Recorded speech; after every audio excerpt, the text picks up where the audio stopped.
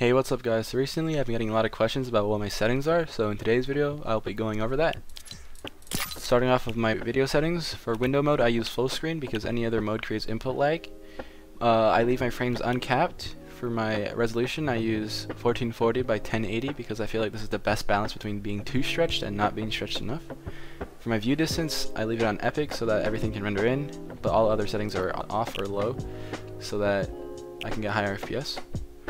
VSync is off because that creates a lot of input lag. Motion blur is off because that gives me a headache, and show FPS is on. So moving on to my sensitivity. For my mouse sensitivity I use 0.05 for the X and Y axis, and for the mouse targeting and scope sensitivity I leave that on 1. My DPI on my mouse is 800 and I play on any East.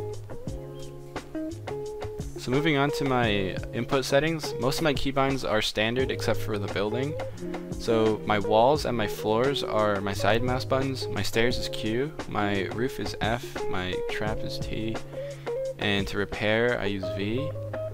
I also edit with G, which is a default, but I don't really change that. And yeah, everything else is pretty regular.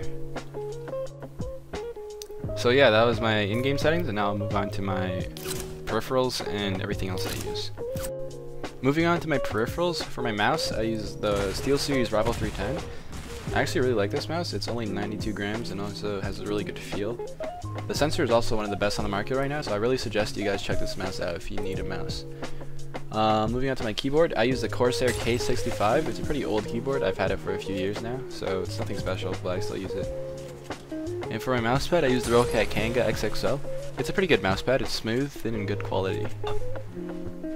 And finally, for my headset, I use the Sennheiser GSP 300. I got it for only around $100, so it was really good price, and also the audio and mic quality is really good.